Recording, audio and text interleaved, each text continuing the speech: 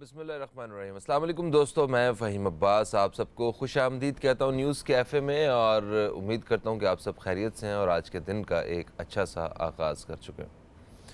जैसा कि आप जानते हैं कि इंसानी ज़िंदगी में बहुत सारे खौफ होते हैं। कुछ दिन पहले भी बात हो रही थी कि किसी को अंधेरे से डर लगता है, किसी को बुलंदी से डर लगता है, किसी को गहराई से डर लगता है, किसी को किसी चीज़ से डर लगता है। इंसानी ज़िंदगी में कोई ना कोई खौफ ज़रूर होता है, मगर अगर मजमूई तौर पर देखा जाए तो हम पाकिस्तानियों में भी एक खौफ हमेशा रहता है। वो खौफ होता है बजट का, कि बस बजट आ जाएगा, अब पता नहीं क्या हो जाएगा। बजट में जो नए बजट पेश किए जाते हैं, चीज़ों की कीमतों में इजाफा होता है, और अगर हमारे यहाँ किसी भी चीज़ को किसी भी चीज़ की कीमत को बढ़ने के लिए बजट की ज़रूरत नहीं होती है। वो बजट के बगैर भी उसी तरह ही बढ़ती रहती है, मगर फिर भी बजट जो है वो पेश किया जाता है। अभी 23 जनवरी को यानी कल मिनी बजट पेश किया जा रहा है। अब इसकी ख़बर सुन के जो अपोजिशन है वो इसके ऊपर जो है उनका रिएक्शन वो बड़ा डिफरेंट है, और गवर्नमेंट जो है वो भी इस दफ़ा जो है वो उसे भी बड़ा मुश्किल होगा इन सब लोगों को, अपोजिशन को हैंडल करना और आवाम को भी हैंडल करना, क्योंकि इस वक्त जो भी आपके मुआशी मामलात हैं वो बड़े महदूद हो चुके हैं, वो चाहे आवाम के हों या किसी भी सतह पे आप देखे जाएं। जब वो महदूद हो गए तो उसके साथ साथ अब बजट को पेश करना, मिनी बजट को एक दफ़ा फिर से यानी कि इन्फॉर्म किया जा रहा है कि महंगाई फिर से आने वाली है, महंगाई का तूफ़ान होगा ये या रिलीफ होगा, ये क्या मामलात होंगे कल के बजट के हवाले से, क्योंकि बहुत सी डिस्कशंस हो रही हैं, लोग इस बारे में बात कर रहे हैं, जानना चाह रहे हैं कि आखिर है क्या। इसी हवाले से आज हम अपने प्रोग्राम में बात करेंगे। हमारे साथ मेहमान मौजूद होंगे। सबसे पहले मेरे साथ मौजूद हैं जनाब नदीम मौलवी साहब, जो कि एक तजियाकार हैं और उसके साथ साथ एंकर पर्सन हैं। हम आपको खुश आमदीद कहते हैं। अस्सलाम वालेकुम, कैसे हैं आप? वालेकुम अस्सलाम, thank you very much Faheem.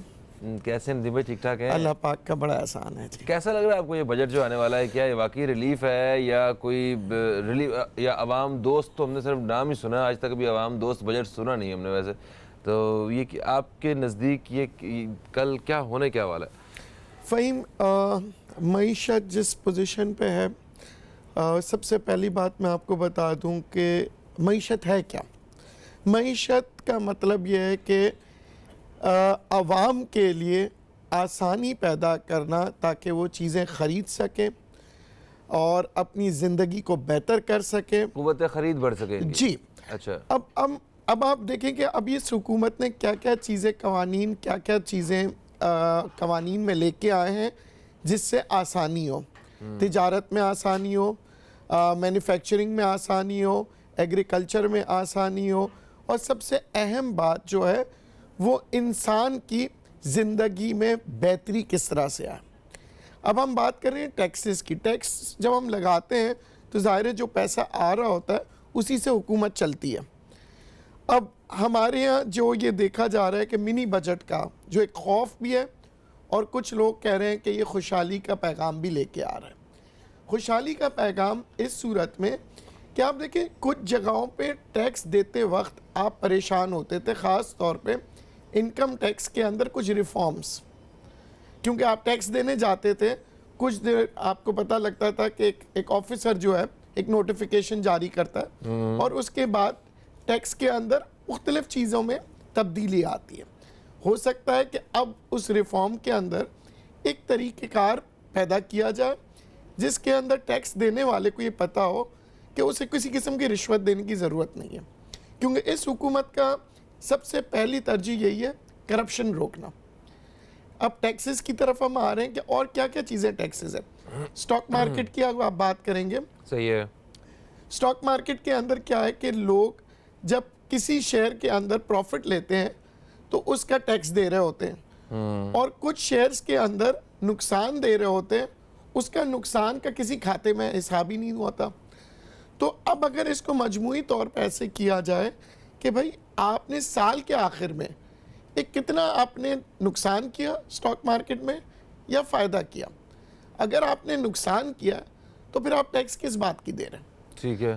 तो ये सारे रिफॉर्म्स हैं, और सबसे इम्पॉर्टेंट जो इस वक्त मैं समझता हूँ जो टैक्स में रिफॉर्म आना चाहिए वो आना चाहिए दवाइयों पे, क्योंकि देखिए जब आवाम सेहतमंद होगी तो फिर उसके बाद दूसरा स्टेप आता है तालीम का। अब अगर आपकी दवाइयों के ऊपर से टैक्स कम कर दिया जाए, बल्कि मेरी तो तजवीज़ ये है कि ख़त्म कर देना चाहिए, क्योंकि दवाइयाँ अगर हम टैक्सेस पे, जिस तरह एग्रीकल्चर ग्रोथ पे, एग्रीकल्चर पे हम टैक्स नहीं लगाते, तो दवाइयों पे क्यों लगाते हैं? बिल्कुल दवाइयों पर नहीं लगना चाहिए। और अगर तो कोई हुकूमती नुमाइंदा या कोई उस सतह पे अगर कोई हमारी आवाज़ सुन रहा है, तो मेरी उसमें जो दरख्वास्त है, वो अपील है, वो ये है कि जितने भी दवाइयों के हवाले से जो 2 नंबर और नकली दवाइयाँ बनाने वाले लोग हैं, इनको पकड़ के इनको सख्त से सख्त सज़ा दी जाए। ऐसी सज़ा जो एक कत्ल की सज़ा होती है, ऐसी सज़ाओं को इन्हें दी जाए ताकि ये मामलात ख़त्म किए जा सके। आप सोचें किसी गरीब को कोई बीमार है और वो दवा नहीं ले सकता, ठीक है, ख़रीद नहीं सकता, और फिर किसी तरह उसे दवा मिल जाती है और वो नकली दवा होती है जो उसकी बिल्कुल कोई मदद नहीं करती उसकी सेहत को बेहतर करने में, हाँ अलबत्ता उसकी सेहत को ख़राब करने में और उसकी बीमारी को बिगाड़ने में ज़रूर मदद कर सकती है। तो ये जो नकली दवाओं वाले जो लोग हैं जो बनाते हैं, इनके साथ बहुत एक कड़ा सलूक होना चाहिए। फ़हीम, एक और चीज़ जो हुकूमत कहनी ना, करप्शन इधर भी है। अब आप देखें, जितनी भी दुनिया में दवाइयाँ जो लिखी जाती है, वो जेनरिक नाम से लिखा जाता है। एक दवाई 100 रुपये की मिल रही है आपको, और वही दवाई आपको 500 रुपये की मिल रही है। इसका मतलब ये कि करप्शन किधर है? हमारे इस महकमे में भी है, क्योंकि इमरान खान साहब कहते हैं ब्रांड के पैसे हैं, वो एक अच्छे ब्रांड, एक अच्छी कंपनी की है, उसका नाम वो है, कोई एक नई कंपनी है, उसका नाम वो है। इमरान खान साहब कहते हैं करप्शन ख़त्म करना ही, करप्शन यही तो है। ब्रांड क्या है? देखिए, एक डॉक्टर को आप बाहर ममालिक के जाने के लिए फ्री टिकट दे रहे होते हैं, ठीक है, उसको बहुत सी सहूलियात दे रहे हैं, प्रेजेंट्स दे रहे हैं, उसको इन्फ्लुएंस कर रहे हैं कि वो उस दवाई को ब्रांड बना दें। ब्रांड बनता कैसे? 100 डॉक्टर कहते हैं जी बहुत अच्छी दवाई है, इसी से आपका इलाज होगा, और यही दवाई लिख के देते हैं, वो ब्रांड बनता है। अब ये कानून होना चाहिए कि आप दवाइयों के नाम लिख के ना दें। डॉक्टर का काम यह है कि उसके जेनरिक नाम लिखें। आपने देखें, कंपनी का नाम मेडिकल स्टोर पे छोड़ दें, वो जो मर्जी दें। देखिए, ऑप्शन जो है ना, आप उस पे छोड़ दें जो खरीदार के ऊपर, पर यहाँ पे ऑप्शन नहीं दिया जाता है। ज़हनी तौर पे बताया जाता है आप ये दवाई लेंगे तो आप ठीक होंगे। तो मार्केटिंग कौन कर रहा है? डॉक्टर कर रहे हैं। बिल्कुल सही होगा जी। अच्छा, हम अभी एक ब्रेक की तरफ बढ़ रहे हैं। ब्रेक से जैसे ही वापस आएंगे तो हम बात करेंगे बजट के हवाले से कि क्या इस दफ़ा टैक्स, जैसे कि आपने टैक्स की बात की, क्या बिजली और गैस की कीमतों में भी क्या इजाफा होने वाला है? पेट्रोल की कीमतों में भी इजाफा होगा? आवाम को परेशान होने की ज़रूरत है? ये क्या सारे मामलात होने वाले हैं? इसी हवाले से बात करेंगे। कहीं मत जाइए, न्यूज़ कैफ़े देखते रहिए, अब तक देखते रहिए। आपसे अभी दोबारा मुलाकात होती है।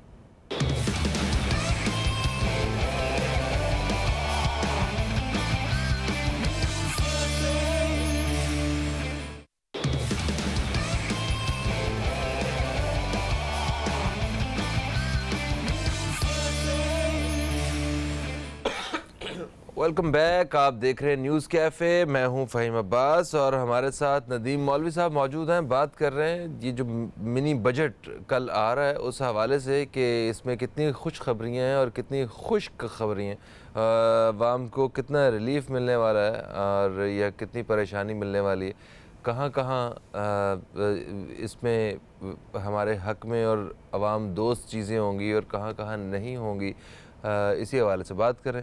नदीम मौलवी साहब, वैसे बजट का, जब भी कोई बजट पेश किया जाता है तो उसका एक पूरा क्राइटेरिया होता होगा कि अगर हुकूमत ये सारा कुछ पेश कर रही है तो जो हस्ब इक़्तिदार में है, जो अपोजिशन में हैं जो लोग, वो उनके सामने पेश किया जाता होगा, वो उसे अप्रूव करते होंगे, उसे देखते होंगे या डिस्कशन होती होगी।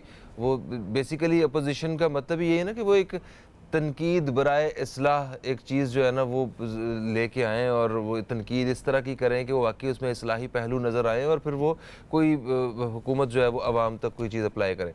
यहाँ अभी तक अपोजिशन को क्या बताया गया है इस बारे में, और मतलब उनके नॉलेज में क्या है और उन्होंने कितनी इसको तनकीद की है, कितना अप्रूव किया है, इस बारे में कुछ बताइए। भाई, हमारे यहाँ अफसोस के साथ ये कहना पड़ता है, पहले हम करते हैं, फिर उसके बाद डिस्कशंस होती है, फिर उसके बाद हम देखते हैं कि मफाद में किसके है। क्या ये इंडस्ट्रियलिस्ट के मफाद में ये जो मिनी बजट है? क्या हम फॉरेनर्स के मफाद में कर रहे हैं कि वो इन्वेस्टमेंट आके करें? या आवाम के मफाद में। अच्छा, यहाँ पे डिस्कशंस पे आएगा कब, जब पेश हो जाएगा। अगर हम इससे पहले के पेश करें, ऑपोजिशन को और आवाम को बता दिया जाता है, तो उसमें यह है कि हम डिस्कशन के बाद एक बजट जब हम पेश करेंगे तो एक कंक्रीट बजट होगा, हम टाइम सेव करेंगे। देखिए, हम बात करें 1972 में अमेरिका ने सबसे इंपॉर्टेंट चीज़ क्या कहा था कि जी फ्री ट्रेड करेंगे चाइना के साथ। चाइना की कामयाबी जो थी 72 के बाद बहुत तेज़ी से ऊपर आई। क्यों? क्योंकि उन्होंने सबसे पहला ऑब्जेक्ट जो रखा था कि हमारे को ट्रेड ओपन चाहिए, हम ट्रेड के अंदर डेवलपमेंट चाह रहे हैं। अब देखिए, मईशत को बदलने के लिए हमें मुख्तलिफ ममालिक में जब हम जाते हैं, सिर्फ ट्रेड ही की क्यों, हमारे अवाम को नौकरियां मिले बाहर मुल्क में जाके, वीज़ा फ्री हो। आज आपके जहाज़ों पे जो लोग काम करते हैं उसे कोई नहीं रखता। क्यों? क्योंकि उनकी एंट्री मुख्तलिफ ममालिक में बैंड है उतरना, जहाज़ से नहीं उतर सकते। क्यों? क्योंकि वो ये कहते हैं कि जी आपकी हमारी कोई ट्रीटी नहीं है, आपकी जो शोर लीव पासेस होते हैं। तो बहुत सी चीज़ें हुकूमत को इन चीज़ों पे गौर करना होगा। आपने बड़ी अच्छी बात की। वैसे ये कसूरी साहब तो अपना सबसे मुलाकातें करते फिर रहे हैं और बड़े बड़े बिजी और एक्टिव नज़र आ रहे हैं। जितने भी दूसरे ममालिक के लोग हैं उन सबसे मुलाकातें कर रहे हैं। तो सफारती जो ताल्लुकात, मेरा ख्याल है कि उसकी बेहतरी के लिए कोशिशें तो की जा रही हैं। देखिए, कोशिशें की जा रही हैं, पर नतीजे क्या आ रहे हैं। यूरोप देखिए एक पूरे यूनाइटेड हो गया। आज हम चाइना का वीज़ा लेने के लिए हमें इंतज़ार करना पड़ता है, जो कि हम सी पैक कर रहे हैं, इतने अच्छे हमारे ताल्लुकात हैं। तो हम पहली चीज़ हम ये नहीं कर सकते थे कि चाइना को कहें कि जी वीज़ा फ्री कर दें, ताकि पाकिस्तानी चाइना में जाके नौकरियां करें, चाइनीज़ आए पाकिस्तान में। मतलब एक ट्रेड डेवलपमेंट्स होती हैं। देखिए, जो आपके पाकिस्तानी इस मुल्क से बाहर जाते हैं ना, यह आपकी मईशत को तब्दील कर सकते हैं।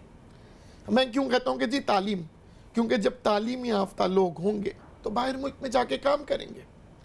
हमारे यहाँ अब ये जो टैक्स का रिफॉर्म्स है, देखिए टैक्स के रिफॉर्म्स ये होने चाहिए कि आवाम को क्या बेहतरी मिल रही है। बिजली की कमी है तो बहुत अच्छी बात है जी, गैस की कीमतों में कमी है, बिजली की कीमतों में कमी है, दवाइयों की कीमतों में कमी है, तालीम सस्ता और आम। अब बात करें करप्शन की, करप्शन के सियासतदानों पे ही नहीं होता। करप्शन के हवाले से बात करते हैं हम। एक कॉलर हमारे साथ हैं, इन्हें शामिल करेंगे। अस्सलाम वालेकुम जी, कौन है हमारे साथ? वालेकुम सलाम, कैसे हैं सलीम भाई? याहिया बात कर रहा हूँ। मैं बिल्कुल ठीक ठाक। याहिया भाई, आप बताएं, आप कैसे हैं? अल्हम्दुलिल्लाह। और नवीन मौलवी साहब को भी सलाम हो। वालेकुम अस्सलाम। फहीम भाई, बात ये है कि किस चीज को रोए हम, आप मुझे बताएंगे। वो एक मैं शेर पढ़ा करता हूँ और फिर मैं पढ़ूंगा। उसमें बड़ी चीज कहना है कि हर इनकलाब अजीज ने दिया मुझे फरेब, हर मोड़ पे लुटाऊं बड़ी सादगी के साथ। और हम लुटते रहते हैं और ये बातें सुनते रहते हैं। मेरे बचपन से कोई इनकलाब की बात कर रहा है, कोई चेंज की बात कर रहा है, कोई गरीबों की बात कर रहा है, कोई मतलब आप ये देखें कि वही नारे वही बातें, और जब वो इख्तिदार कुर्सियों में पहुंचते हैं तो वही चीज करने लगते हैं जो उससे पहले लोग कर रहे थे। अब बात ये कि जब आप एक बड़ी लॉजिकल बात है, जब आप किसी तब्दील की बात करते हैं तो आपके पास एक प्रोग्राम होता है, आपके पास एक बंदे होते हैं जो हर चीज के स्पेशलाइज होते हैं। अनफॉर्चुनेटली जो हुकूमती नुमाइंदे आके बात कर रहे होते हैं वो सिवाय पिछली गवर्नमेंट को बुरा भला कहने के और अपना मलबा किसी और पे डालने की कोशिश करते हैं। अब मुझे अच्छा, वैसे ये भी तो देखेंगे 5 महीने हो गए हैं। घर पे कह रहे हैं कि ये भाई 5 महीने IMF के से कर्जा लिए बगैर आपका मुल्क चल रहा है। ये अच्छी चीज नहीं है अगर इस पॉइंट ऑफ व्यू से देखा जाए तो। 5 साल आपको टाइम दिया चुका है। अब एक वाटर एंड पावर का मिनिस्टर है या एक किसी भी पोर्ट्स एंड शिपिंग का मिनिस्टर, आप उसके मुतालिक उसकी शोबे के मुतालिक सवाल करेंगे ना। जब वो अपने शोबे के मुतालिक ही सही नहीं जानता और वो जब आप सवाल किया जाता हो तो साफियों पे वो बरम होने लगते हैं या कोई और चीज की बात करने लगते हैं। कम से कम आप रिप्रेजेंटेटिव तो अपने सही बताएं।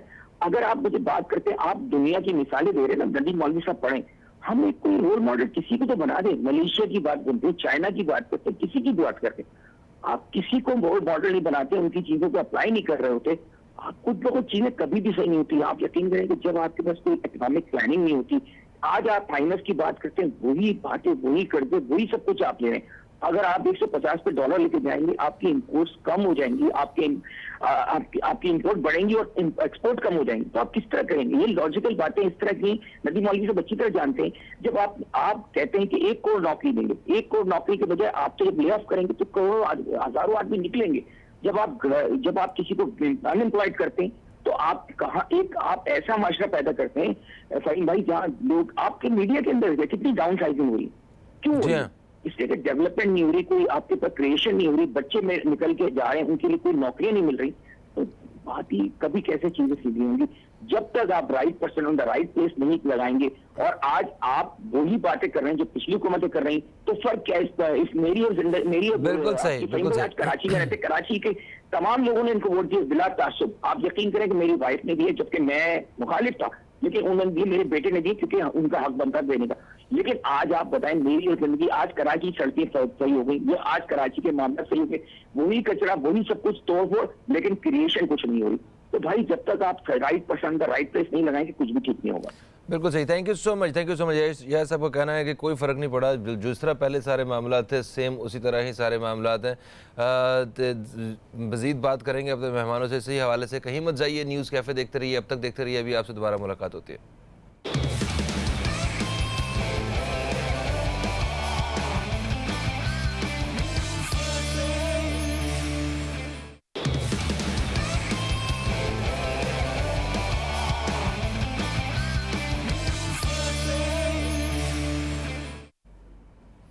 वेलकम बैक, आप देख रहे हैं न्यूज़ कैफ़े, मैं हूं फ़हीम अब्बास। नदीम मौलवी साहब हमारे साथ मौजूद हैं, इनसे मालूमात हासिल कर रहे हैं मिनी बजट के हवाले से, और यही हमारा आज का मौजू भी है।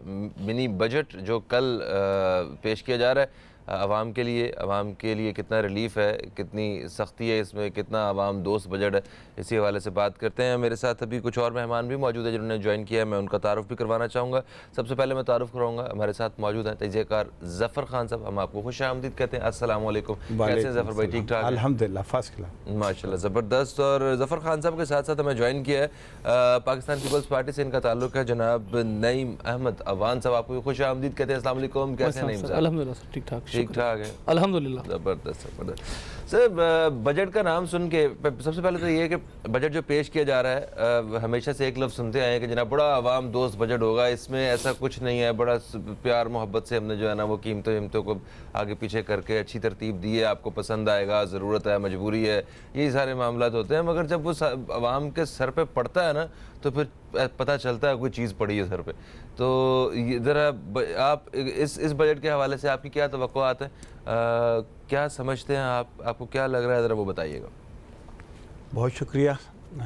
असल मसला ये है कि इस वक्त आप देखें मुल्क के अंदर जो है तब्दीली के साथ ही महंगाई का एक तूफ़ान आया है, और उसकी वजह से वो लोग के जो इस तब्दीली के हवाले से पॉजिटिव थे, उनमें भी एक ग्रेजुअली रद्द अमल पैदा हो रहा है, और वो ये समझते हैं, उन्होंने बड़ी तवक्कुआत वाबस्ता की हुई थी असल में, और लेकिन लगता ऐसा है कि मौजूदा जो हुकूमत है, इन्होंने पहले से या तो इन्हें तवक्को नहीं थी कि इतनी बड़ी जिम्मेदारी वाक़तन इनको इस तरह से मिल जाएगी, या क्या मसला था कि इन्होंने यानी मईशत के हवाले से, इक़्तिसादियात के हवाले से इनकी कोई तैयारी नहीं है। अच्छा, साइकोलॉजिकली देखा जाए तो एक अगर आवाम के पॉइंट ऑफ व्यू से, किसी भी जो रिएक्ट कर रहे हैं उस हवाले से, अगर आपकी जो माशी मामलात जो हैं ये अगर मुतासर हो जाएं, तो आप वैसे ही चीज़ों को बड़ा एक स्ट्रेस में, डिप्रेशन में और इस किस्म मायूसी में के ज़ाविये से देखना शुरू हो जाते हैं। ठीक है,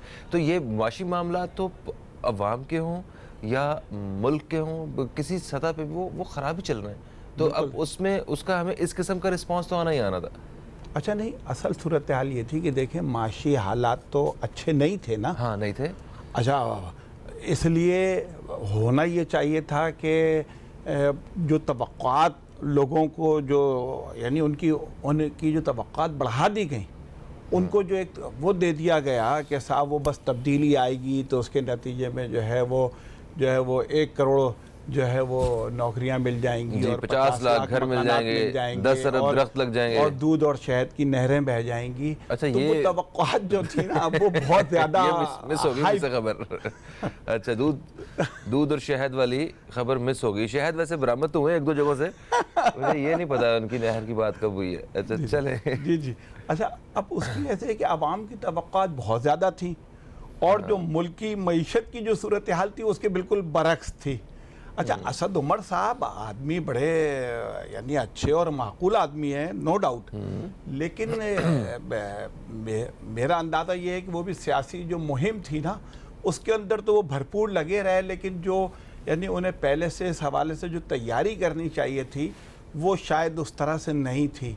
और फिर होता ये कि जो भी हुकूमत आती है तो इब्तिदा में वो एकदम जो है वो कोड़े बरसाना नहीं शुरू कर देती, बल्कि उसके लिए होता ये है कि पहले कुछ रिलीफ दें, कुछ रिलैक्स दें, कुछ जो तवक्कुआत हैं उसमें से 100% ना सही 50% जो पूरा करने की कोशिश करें। लेकिन हुआ ये कि आते ही ज़मनी जो इलेक्शन था, जो कई सीटों पर जो है वो टिकट होल्डर जो थे जो खड़े हो गए थे और फिर जब वो सीटें खाली हुई और जो ज़मनी इलेक्शन था उससे पहले ही आते ही सबसे पहला काम ये हुआ कि साहब गैस पे जो है वो पैसे बढ़ा दो और बिजली का के ऊपर जो है उसका यूनिट महंगा कर दो और पेट्रोल महंगा कर दो और ये वो। अच्छा, वो जो आते ही जो महंगाई हुई इस हवाले से बात करते हैं हम। नईम अहमद अवान साहब, मुझे ये बताइए कि किस मुंह से अपोजिशन जो है वो तनकीद कर रही है इनके किसी भी एक्ट को, और मतलब क्योंकि उन्होंने ख़ुद अपने अपने अदवार में क्या किया है। अगर पीपल्स पार्टी की बात करते हैं तो इस वक्त ये हाल ही में बारिश होने के बाद जो नालों का और जो सत्यानाश सूबाई हुकूमत को जो है वो उसका आपने सारा काम देख लिया, और वफाकी जब वफाक में रहे तब भी जो काम हुए। एक और माजरत, अचानक हमें ताज़ा तरीन ख़बरों की तरफ जाना है तो वक्फे से वापस आके बात करते हैं। दोस्तों कहीं मत जाइए, न्यूज़ कैफ़े देखते रहिए, अब तक देखते रहिए।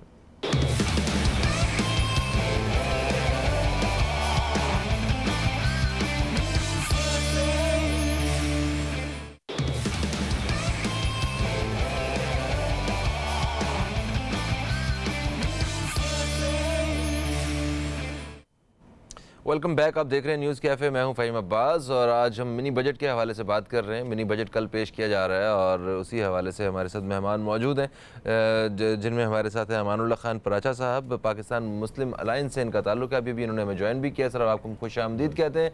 पराचा साहब से पहले हमारे साथ मौजूद थे नदीम मौलवी साहब, उनका हम शुक्रिया अदा करते हैं कि वो हमारे साथ मौजूद रहे।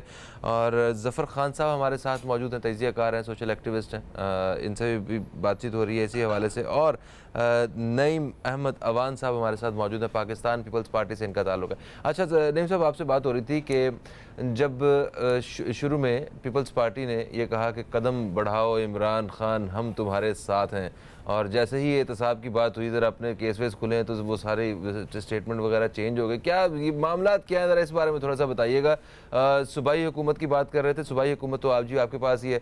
सड़कों के हाल देख लें, कई दहाइयों से बुरे हाल हैं इस वक्त, पानी कराची में कहाँ कहाँ खड़ा है, और सफाई के मामलात वो भी आपके पास ही हैं, वफाक में भी हुकूमतें की हैं। तो ज़रा इस हवाले से थोड़ा सा बताइएगा कि क्या समझ रहे हैं आप इस बजट को लेके, और अपनी भी सारा जो है रिकॉर्ड आपके सामने। फ़हीम भाई, एक शेर बड़ा अच्छा है, बड़े जालिम हैं तेरे शेर के लोग और मेरे शेर के लोग, कत्ल करके पूछते हैं जनाजा किसका है। ये सानिया है जो अभी आपके सामने जो हुआ है। फिर जावेद चौधरी साहब एक तबसरा कर रहे थे, कह रहे थे कि एक बच्चा था इलाके में, बड़ा तंग करता था, मोहल्ले वाले उससे परेशान थे, तो किसी ने उनके वालिदैन को मशवरा दिया कि इसको एक नेकर पहना दो बड़ा वाला ना, जब ये मस्ती करेगा ना, जब तंग करेगा नेकर नीचे आ जाएगा। तो मौजूदा जो गवर्नमेंट है ना, इसको एक नेकर दे दिया, पहना दिया नेकर। जब ये मस्ती क्या इन्होंने मस्ती करनी, बात ये है कि ये एक 100 दिन का एजेंडा देकर आए थे कि गरीब आदमी बगैर इलाज नहीं सोएगा, अमीर आदमी टैक्स देगा, हम लोग तमाम गवर्नर ऑफिस गिरा देंगे, उनको लाइब्रेरियाँ बना देंगे, वज़ीर आज़म पार्लियामेंट में साइकिल पे जाएगा, फिर वज़ीर आज़म हाउस गिरा के हम लोग जो है वो उसको जो है पार्क बना देंगे। और कमाल बात ये है कि IMF से कर्ज़ा नहीं लेंगे, IMF कर्ज़ा देंगे। तो अभी सूरत हाल बहरहाल आपके सामने ही नहीं है। देखिए, वो तो आपको देखिए, पता है जो गलत बात है वो गलत बात तो थी। वो कुछ एक साहब तो ऐसे भी थे जिन्होंने कहा था कि जिस दिन हुकूमत में आएंगे पहले दिन ही हम सारा कर्जा उतार देंगे, मतलब ऐसे लोग भी थे। हाँ, तो 200 अरब रुपये आ जाएगा एक दिन के अंदर। उन बातों के साथ तो कोई मुकाबला नहीं है आपका यार। वो तो ऐसी बातें तो मतलब हर हुकूमत में कोई ना कोई एक दो साहब ऐसे होते हैं जो कि वैसे कोई तीर छोड़ते हैं जिनको कोई पकड़ नहीं सकता। देखिए, अभी आपने दो बातें की। एक बात तो ये है कि आपने इनका साथ क्यों दिया शुरू में, ख़ासतौर पे कौमी असम्बली में पहली दफ़ा जब स्पीच की थी बिलावल भुट्टो ने। देखिए, हमारे चेयरमैन ने जब स्पीच की थी और उनको कहा था, देखिए 100 दिन का एजेंडा इन्होंने दिया था, किसी ने मांगा नहीं था। सही है। और ये जो लोग ख्वाब दिखा के जिस तरीके से आए थे, बहरहाल वो ख्वाब अब सामने ही है। जो आई कर रहे थे अभी वो सब की हुई हुई निकल रही है इस वक्त। अभी सूरत हाल ये है कि अगर हम इनका साथ ना देते तो फिर हम क्या करते। जो लोग चौकीदार इनको लेकर आए हैं ना, तो लाजमी सी बात है जब वो मालिक बना के इनको बिठा दें तो लाजमी सी बात है मुल्क का इन्होंने हाल ख़राब करना है। 100 दिन के एजेंडा इन्होंने जब कहा कि हम 100 दिन के अंदर ही हमारी प्लानिंग रहेगी और 100 दिन तक, तो बिलावल भुट्टो ने कहा था कि हम 100 दिन तक आपके साथ अटैच रहेंगे। 100 दिन नहीं, हम 4 महीने तक आपके साथ रहेंगे, हम 5 माह तक, 6 माह तक।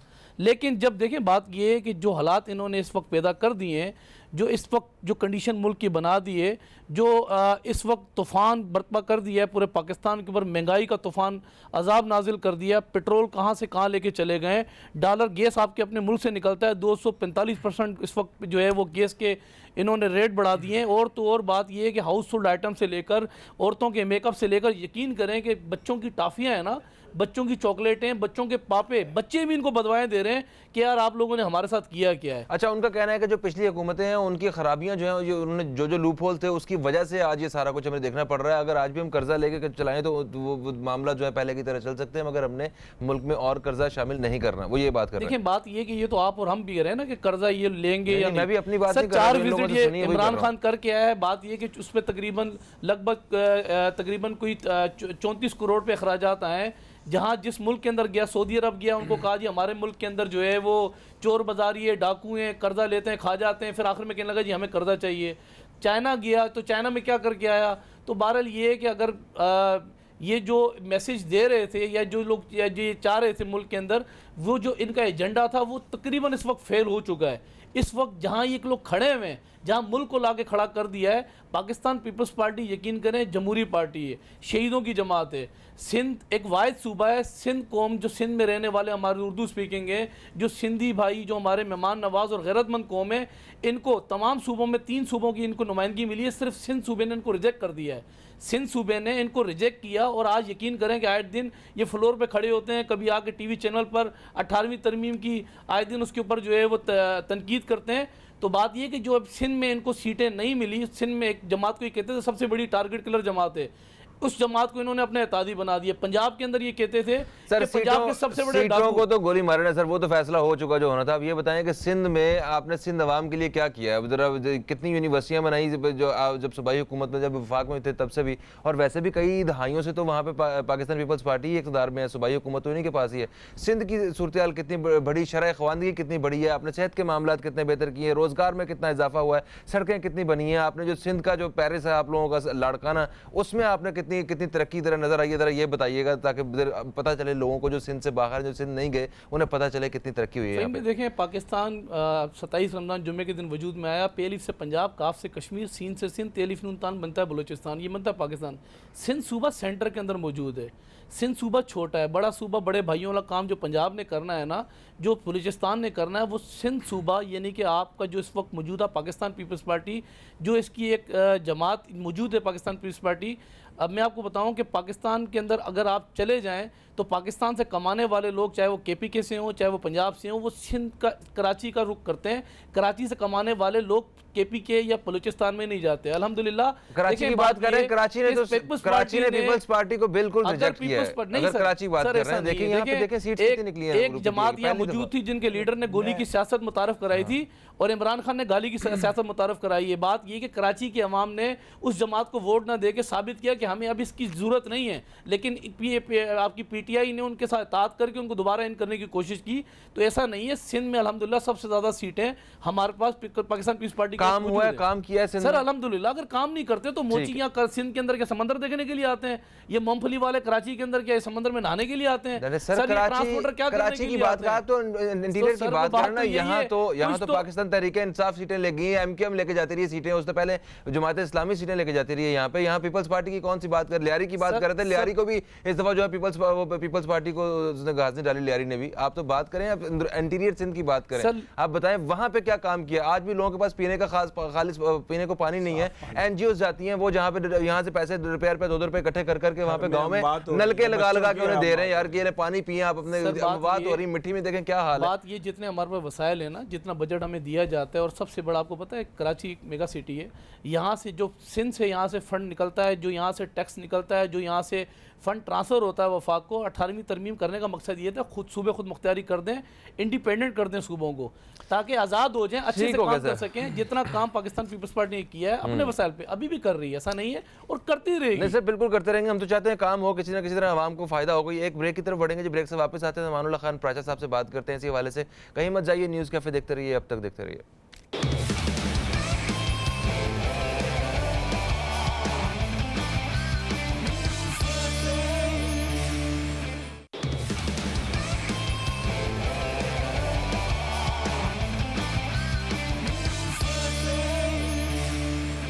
बैक, आप देख रहे हैं न्यूज़ कैफ़े, मैं हूं फ़हीम अब्बास और मिनी बजट के हवाले से बात हो रही है। अमानुल्लाह प्राचा साहब से अब हम बात करेंगे इसी हवाले से। अमानुल्लाह प्राचा साहब, आप क्या समझते हैं कि इस बजट में क्या चीज़ें पेश की जाने वाली हैं? एक ख़बर के मुताबिक कि बिजली और गैस की कीमतों में इजाफ़ा नहीं किया जा रहा है, तो इसमें जो एक्चुअली वो कौन सा वो तबका होगा जिसको इन्होंने टारगेट किया है, और इससे क्या फ़ायदा हो सकता है गवर्नमेंट को? ज़रा इस पॉइंट ऑफ व्यू से देखिएगा। बिस्मिल्लाहिर्रहमानिर्रहीम, बहुत शुक्रिया आपने बुलाया और इस मौजू पे बात करने को आपने मुझे कहा। बात यह है कि सबसे पहली बात तो कोई भी हुकूमत हो, जब वो मिनी बजट पेश करती है तो उसका मतलब ये हुआ कि उसका जो मेन बजट था उसका ये फेल्यूर है। इन कंटिन्यूएशन अगर ये चला जाए तो मिनी बजट सिर्फ वही हुकूमत पेश करती है जिससे इन चीज़ों पे कंट्रोल नहीं है। और आप देखें कि इस 6 माह के अंदर पूरे पाकिस्तान में कारोबारी तबका जो है वो शदीद परेशान है। चैम्बर ऑफ कॉमर्स के लोगों को बुला लें, दुकानदारों को बुला लें, बिल्डर्स को बुला लें, कोई ज़मीन के सौदे नहीं हो रहे, कोई फ्लैट्स के सौदे नहीं हो रहे, कोई जितनी भी ऑटोमोबाइल इंडस्ट्री थी सारी के जो लोग इंपोर्ट करते थे उस पर 50,000 लोग पाकिस्तानी जो वहाँ बाहर बैठे हैं, और 50,000 से 60,000 क्लीनिंग एजेंट से लेकर शोरूम वाले तक वो यहाँ बैठे हैं। किसी का कोई कारोबार नहीं हुआ। 6 महीने में लाख आदमी वहाँ बेरोज़गार हो गया। इसी तरीके से बिल्डर्स के साथ जो कुछ हो रहा है वो कोई, क्योंकि इन्वेस्टर को घबरा दिया गया है, डरा दिया गया है। FIO को, FBR को, NAB को पूरा एक्सेस दिया गया है, ख़ास तौर से FIO और FBR को, कि वो बैंक्स में जाकर अकाउंट्स के ऊपर तहकीकात करते हैं और उसके बाद उनको नोटिस जारी किए जाते हैं और उनको ब्लैकमेल किया जाता है, जिसके नतीजे में इन्वेस्टर घबरा गया। और ख़ास तौर से आपको पता है जो इन्वेस्टर है और पैसा वो किसी का रिश्तेदार नहीं है, वो तो अमन देखता है और अपनी सेफ्टी और सिक्योरिटी देखता है। ये पैसा सारा बाहर चला जा चुका है, तो ये इससे लाखों आदमी बेरोज़गार हो गए। और ये जो सूरत हाल अब आ चुकी है, इसको अगर आप कोई भी हुकूमत दोबारा से ऊपर ले जाने की कोशिश करेगी तो 2 से 2.5 साल लगेंगे। अब ये इतने नीचे आप जा चुके हैं, डॉलर की आप डिवेल्यूशन ने, रुपए की डिवेल्यूशन ने लोगों को हिला के रख दिया। जो भी इफेक्ट होगा वो सिर्फ गरीब आदमी और मुतवसत तबके पर होगा। अमीर आदमी को कोई फ़र्क पड़ेगा नहीं, बहुत कम पड़ेगा, क्योंकि वो अल्हम्दुलिल्लाह अपनी जगह मजबूत बैठा हुआ है। लेकिन जो नीचे गरीब आदमी और मुतवसत तबका है उससे पूछें आप, गरीब तो फिर भी हाथ फैला लेता है, मुतवसत तबका तो उसको तो शर्म हया है, वो किसी 2 दिन से भूखा भी होगा तो पानी लगा के कह देगा, किसी से कहता नहीं है। लेकिन इस बात के जिम्मेदार कौन है? हुकूमत है। ऐसे नाअहल लोगों को बैठाया गया है जिन्होंने मिनी बजट पेश करना है, और अब तो फाइलर नॉन फाइलर के चक्कर में हुकूमत को चाहिए इस वक्त, मेरी सजेशन ये है कि वो लोगों को रिलीफ दे, ऐसे कंडे न करे जिससे इन्वेस्टर भाग जाए। कोई, मैं ऑन एयर कह रहा हूँ, कोई भी आदमी इस वक्त बता दे मुझे पूरे पाकिस्तान में जिन लोगों ने जॉब्स देनी है बिल्डर्स हैं, फैक्ट्री वाले हैं, इंपोर्टर्स हैं, एक्सपोर्टर हैं, वो बता दें यहाँ आकर कि क्या वो खाइफ नहीं है, क्या ये FIA ब्लैकमेल नहीं कर रही ओवरसीज़ पाकिस्तानी के साथ, वहाँ क्या हो रहा है, क्या ये FBR दहशतगर्दी नहीं कर रहा है अकाउंट्स के अंदर चेक करके। जब आप ये इकॉनमी आप आराम से करते हैं, ठीक है, हम पूरी दुनिया में ऐसा होता है कि अगर आप 1 करोड़ का घर बेचते हैं तो आपकी डिक्लेयर वैल्यू 10 लाख रुपए, 90 लाख लोग अपने 90 लाख रुपया जो है लोग अपने रिश्तेदारों के नाम पे, अपने बच्चों के नाम पे रखते थे। बैंक के पास कैश इक्विटी तो होती थी, कैश तो आ जाता था, तो वो मार्केट में सर्कुलेट होता था। अब जब उन्होंने कहा ये जो है बेनामी अकाउंट है और उस पर, तो वो लोगों ने वो पैसा भी निकाल दिया। नतीजा निकला, क्या निकला कि बैंक्स के पास पैसा नहीं है। आज अगर किसी भी बैंक में कोई भी अकाउंट होल्डर एक साथ चले जाएं बैंक से पैसा विड्रॉ करने के लिए, तो बैंक के पास कुल जितने भी अकाउंट्स हैं, कुल 20% लोग ऐसे होंगे जिनको उनके पैसे जमा मिलेगा, बाकी 80% लोगों को पैसा नहीं मिलेगा। बैंक करप्सी होने बहुत सारे बैंक करप्ट हो जाएंगे। नतीजा क्या है, इसकी वजह क्या है कि आपने ऐसा सिस्टम मुतारिफ करा दिया है, ऐसी दहशतगर्द, कोई ब्यूरोक्रेट पूरे पाकिस्तान में काम करने को तैयार नहीं है। ऐसे अपने कवानीन वहाँ पे उनके सरों पर लटका रखे हैं कि उनको पकड़ लिया जाता है, उनको बंद कर दिया जाता है, उनको पहुँचाए। मगर वो तो सिर्फ कह रहे हैं करप्ट लोगों को पकड़ा जा रहा है। देखिए सर, इल्ज़ाम लगाने का मतलब ये नहीं है कि वो मुजरिम हो गया। इल्ज़ाम जब तक है, जब तक आप उसका ट्रायल करें, चलाएं, वो प्रूफ हो जाए, देन इज़ अ मुजरिम। जब तक वो मुलजिम है तो कौन से कानून में नहीं, तो आम शहरी को भी अगर किसी को बैंक की डिटेल्स अगर किसी के पास एक्सेस है तो वो उन्हीं लोगों को नोटिस जा रहे हैं FBR की तरफ से, जिन लोगों को कोई डाउट है उनके कि ये बड़ी बड़ी अमाउंट्स आई हुई हैं, कौन लोग हैं, कहाँ से आई हैं, आपके सामने वो तहकीक करना तो फर्ज है ना उनका। आपके सामने लिविंग स्टैंडर्ड देख लें ब्यूरोक्रेट्स, बिल्कुल सही है। उनको क्या सूरत हाल है। इफेक्टिव कौन है? आम आदमी है, गरीब आदमी है, मुतवसत तबका है, ताजिर है, बिल्डर है। कोई ऐसा पाकिस्तान में छोटे दुकानदार से लेके बड़ा फैक्ट्री वाला और इंडस्ट्रियलिस्ट तक देख लें, कोई ऐसा आप नहीं कह सकते कि वो इस मामले से इस वक्त बाहर हो। पाकिस्तान एक ऐसे जगह पर आके फंस गया है कि हुकूमत को उनके पास रास्ता देने के लिए कोई चीज़ ही नहीं है। लोग कहाँ फंसा रहे हैं। अब मनी बजट देख लीजिएगा, आप कह रहे हैं बिजली और गैस के, अरे भाई ये तो बीच में भी महीने 15 दिन बाद हर रोज पेट्रोल की कीमतों का आगे पीछे करते रहते हैं। तो बजट की जरूरत जैसे आप पेट्रोल की कीमत आगे पीछे करेंगे, बिजली वाले कहते हैं हमारी बिजली नहीं, हमें बिजली बढ़ाना पड़ेगी। ट्रांसपोर्टर कहता है हमें फर्क पड़ता है। तंदूर वाला कहता है जनाब गैस की कीमत बढ़ गई, रोटी की कीमत बढ़ गई। इंटरनेशनल मार्केट में प्राइस, पेट्रोल की प्राइसेस आज दुनिया की सबसे लोअर 3 सतह पर हैं। ये तो पेट्रोल 40 रुपए के भी करें तो फर्क नहीं पड़ता। सर एक ब्रेक का वक्त है, रिलीफ मिला। ब्रेक का वक्त है, ब्रेक से वापस आएंगे और हम अपने मेहमानों से ये जानेंगे कि इनसे मशवरा लेंगे, इनसे पूछेंगे कि किस तरह इस बजट को पेश किया जाना चाहिए और जो मुल्क के माशी हालात हैं वो किस तरह बेहतर हो सकते हैं। इनकी क्या राय है हमारे मेहमानों की, इस बारे में बात करेंगे। आप दोस्तों की कॉल भी शामिल करने की कोशिश करेंगे। कहीं मत जाइए, न्यूज़ कैफे देखते रहिए, अब तक देखते रहिए।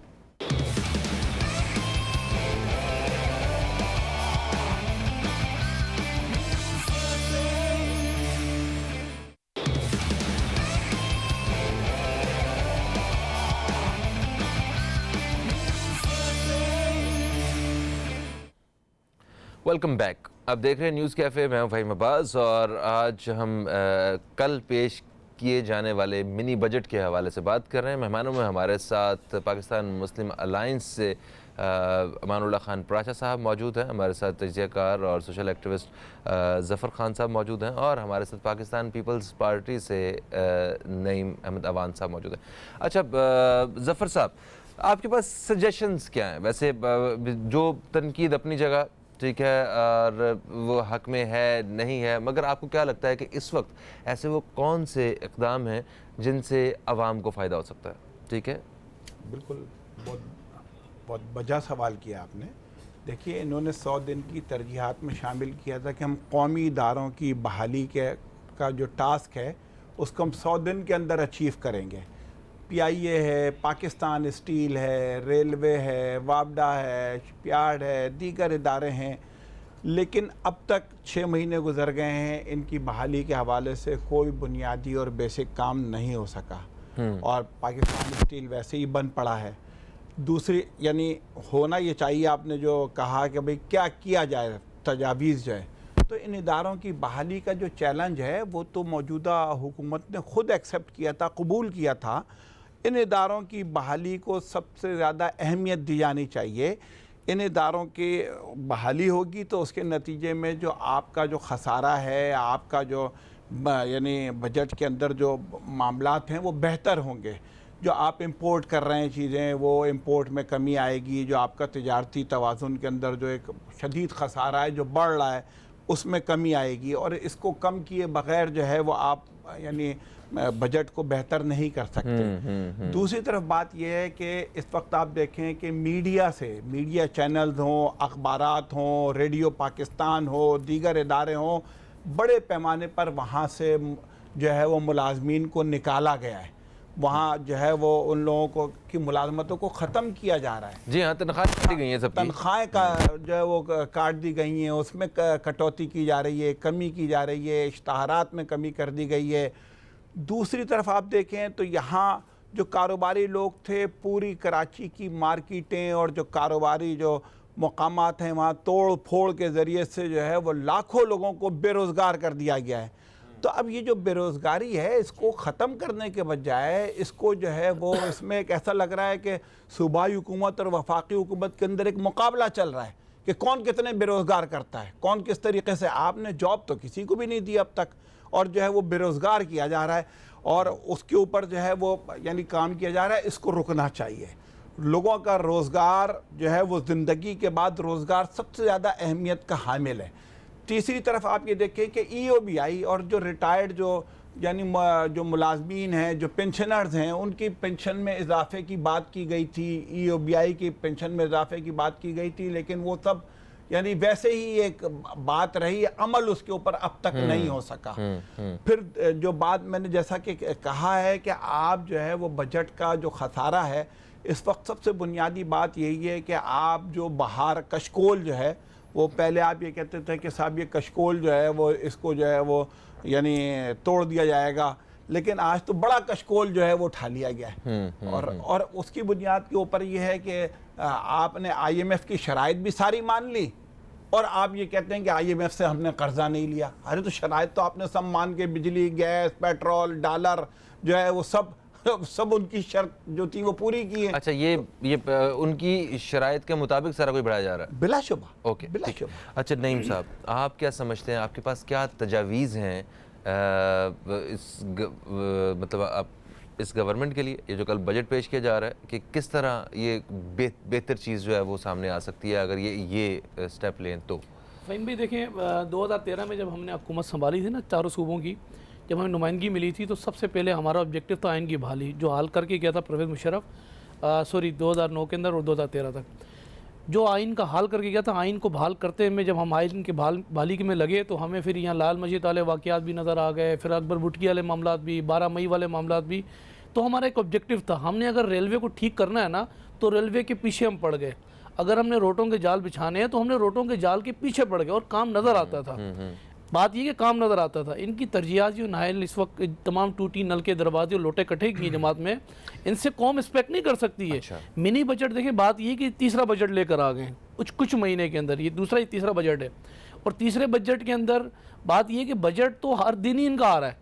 कई दिन कभी पेट्रोल के रेट ऊपर चले जाते हैं, कभी बिजली के रेट ऊपर चले जाते हैं, कभी गैस के बिल ऊपर चले जाते हैं। अभी क्या करना चाहिए ये मैं पता, वक्त कम है भाई सर, ये बताइए कि इस गवर्नमेंट को क्या करना चाहिए अभी, ये बताइए बस। देखिए, पहले तो बात ये है कि मैं ये कहूँगा कि ये जो इत्तेसाब के नाम से जो इंतकाम की इन्होंने मुहिम स्टार्ट की हुई, इसको बंद करना चाहिए। इस मुल्क की बका के लिए, अगर इस मुल्क को चाहते हैं ना तरक्की की तरफ लेके जाएं, तो उसके लिए बेहतरीन इलाज और तरीक़ेकार भी है। साहब एतवार में जो हुक्मरान रहे हैं, मैं कहता हूँ चोरी का जो इन्होंने इल्ज़ाम लगाया मियाँ साहब पे, जो इस सब आसिर इज़रदारी के पीछे पड़ गए, इनके साथ मैं कहता हूँ हाथ मिलाएं। कहा था कि नैब के चेयरमैन की इतनी मजाल, अब देखें ना उन्हीं के केस पे पेशी पे जा रहे हैं, तो उनकी बड़ी गलत बात हो गई। तो इनके साथ मैं कहता हूँ यकीन करें, तमाम हुक्मरान एक प्लेटफॉर्म पे आएँ और सब मिलकर एक कोलिशन बनाएं। मुल्क की बका के लिए तमाम सूबे खुद मुख्तियार हैं। अगर सिंध सूबे को तर्जुमानी अगर पीपल्स पार्टी को मिली हुई तो इमरान खान को चाहिए, आप बोलो काम करो, आप सिंध में काम करो, खुल के काम करो, आपको इख्तियार दें, मतलब इख्तियार दे दें। पंजाब में कहता हूँ बात ये कि नून लीग ने काम वहाँ किया है पंजाब के अंदर, बात ये है कि नून लीग को दिया जाए दोबारा मौका, उनको फिर मौका दिया जाए, करो काम। तमाम सूबों को हमने पीपल्स पार्टी ने 98वीं तरमीम इसलिए की थी कि वजह ये थी तमाम सूबों को आज़ाद करें और तमाम सूबे आज़ाद होने के बाद NFC उनको अवार्ड दिया जाए जब वो अच्छा काम करें। लेकिन इस वक्त वो 3 सूबों का जो हाल है, ये चौथे सूबे का भी जो हाल ये इन्होंने कर दिया है, चोर चोर घर से चोर निकल के आ गई, बस अब मैं क्या बोलूँ बाकी। सर शॉर्टली आपकी तजवीज़ क्या है इस हवाले से? तजवीज़ बड़ी सिंपल सादा है। सब जो अगर जब मिनी बजट पेश करने जा रहे हैं तो जो फाइलर जो है उसके ऊपर खौफ कम किया जाए, ठीक है, नॉन फाइलर्स को इजाज़त हो, क्योंकि वो बहुत बड़ा इन्वेस्टर है और वो आके फ्रीली आज़ादी के साथ, क्योंकि ये नहीं है कि वो टैक्स से बरी जमा है, वो फाइलर से ज़्यादा टैक्स देता है, लेकिन फाइलर पे नॉन फाइलर पे जो पाबंदी लगाई है उससे वो, और ये जो दहशतगर्दी पाकिस्तान में हो रही है, जी। इस पे जो है इनको जो है जो साहिवाल वाला इंसिडेंट हुआ है, साहिवाल वाला इस पे इशारा लोगों कर रहे में हैं, पाकिस्तान के बिजनेसमैन पे खौफ तारी है कि ना यहाँ अमन है, ना यहाँ बिजनेसमैन को, फाइलर को, नॉन फाइलर को, दूसरे कारोबारी तबकों को किसी किस्म का कोई तहफ़्फ़ुज़ है। इस तहफ़्फ़ुज़ को जब तक आप इसको देंगे नहीं, ये पाकिस्तान में इन्वेस्टमेंट आएगी नहीं और ना इन्वेस्टमेंट होने जाएगी। ठीक है, thank you so much sir. अभी वक्त जो है वो अपना हमारा अख्ताम की तरफ आ चुका है। ये दहशतगर्दी वाली जो बात जो अभी सर ने की, इस तरह के जितने भी मामला जो हो रहे हैं, जिनको लोग अलग अलग नामों से पुकार रहे हैं, इसके हवाले से ज़रा बाकायदा तहकीक करके और जो कसूरवार लोग हैं उनको सबके सामने लाने की ज़रूरत है, और जल्द से जल्द, वरना नुकसान डेफिनेटली अपना ही होगा, अपने एक इमेज का होगा। अच्छा, उसके अलावा गवर्नमेंट को चाहिए इस वक्त कि जो भी बजट पेश करें, जो भी करें, आवाम के हक में कोई चीज़ होनी चाहिए, इनकी कुव्वत ख़रीद बढ़नी चाहिए, उनके चेहरों पे कोई मुस्कुराहट आनी चाहिए, क्योंकि आवाम आपका साथ बिल्कुल दे रही है। और अब वक्त वो ज़्यादा दूर नहीं है जब आवाम जो है वो घबरा जाएंगे और उनसे ये सब कुछ जो है उनके अख्तियार से बाहर हो जाएगा। फ़हीम अब्बास को, न्यूज़ कैफ़े टीम को दें इजाज़त। आप दोस्तों से फिर मुलाकात होगी, तब तक के लिए खुदा हाफ़िज़। पाकिस्तान जिंदाबाद।